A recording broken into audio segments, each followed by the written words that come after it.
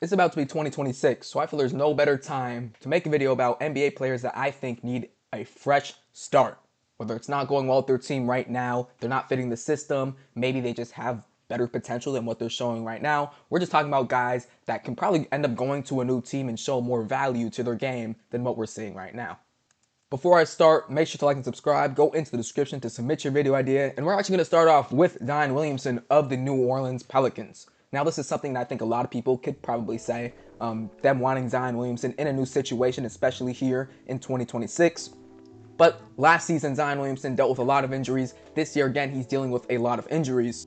But he's still averaging about 22 points on solid efficiency, enough where even with the injuries, I expect him to have some sort of trade market. I think if he did have some sort of trade market, the Pelicans would look to move on from him because I think they want to build around guys like Jeremiah Fears and Derek Queen. Actually, a video I plan to make on the future talking about their situation right there. But yes, Zion Williamson is not the generational prospect. Sorry for the light, but he's not the generational prospect that the Pelicans drafted at number 1 in 2021.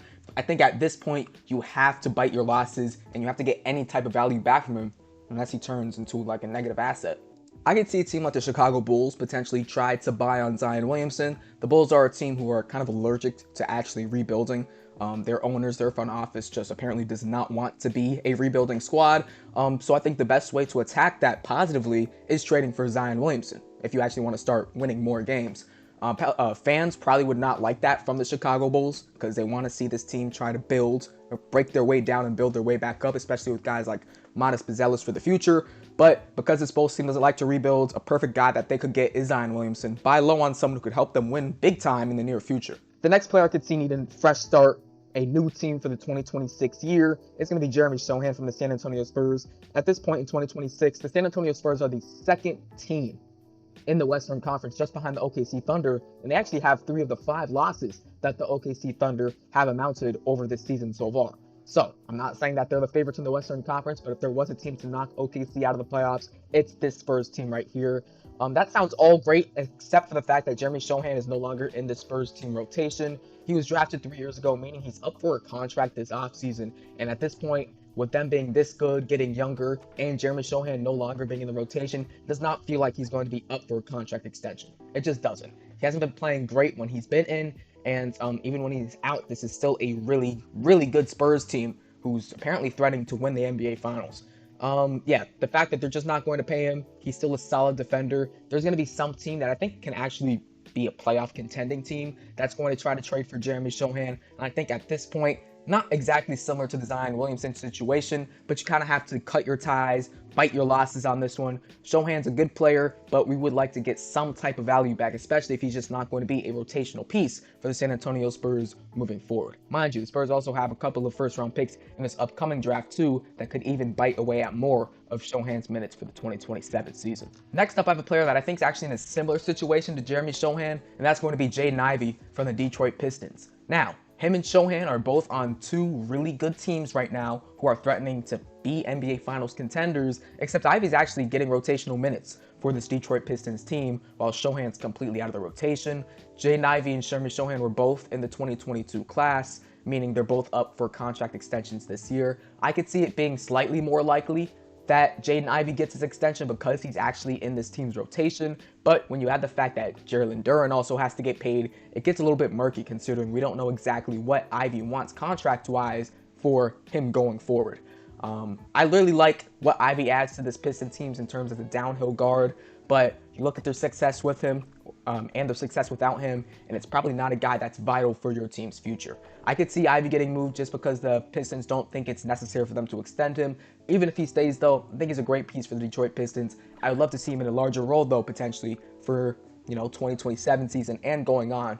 But what this is really going to come down to is what he's going to demand in free agency. Is it going to be similar to Jalen Duren, because we know Duren's probably going to want around the maximum, or is it going to be a lot less? Is he going to be willing to take more of a pay cut to stay with the Pistons? I'm not too sure about that. I'm not too sure if that's best for his NBA career. I think at this point, he's probably a guy you should probably move on just to be safe for your team's future. The next player is going to be Jonathan Kuminga from the Golden State Warriors. Now, Jaden Ivey, Jeremy Sochan are both guys from the 2022 NBA draft. Jonathan Kuminga is someone from the 2021 draft, meaning he already saw his contract extension. Wow, his contract extension is only a 2-year deal. Lots of speculation comes after his extension. that teams actually are going to try to trade for Kuminga off of this contract, and the Warriors only gave him that extension so they could match money for a potential trade down the line. I do expect that to happen. He was actually someone I predicted to be traded in my seasonal predictions video. I doubt he stays with the Golden State Warriors. I mean, this is a team that they have not seen eye to eye in the last 2 years, where his playing time has been very up and down. It really feels like it's just a matter of time until he ends up getting moved from the Golden State Warriors, and for that reason, I think he is definitely someone who needs a fresh start in 2026. He does not see eye to eye with Steve Kerr and the Warriors front office. I think they don't do the same with him either. It's time for Jonathan Kuminga to probably go to a worser team, but maybe contractually he gets a better deal and he ends up playing better to better develop his NBA career. January 15th for Jonathan Kuminga, around that time where Kuminga is allowed to get traded after signing his recent contract. It's just a matter of time. Kuminga will be on a new team for the 2027 NBA season. The final player I have is going to be Ja Morant of the Memphis Grizzlies. I think this is also another player that a lot of people speculate could get traded before the 2027 season. Ja Morant is not having a good year by any measure this season. I mean, he's passing the ball okay, but outside of that, his shot looks terrible. He's not finishing well around the rim. I think beneath 43%, if I'm not mistaken. Just overall, he's not playing the same way that we knew 2021 Ja Morant, 2022 Ja Morant to be.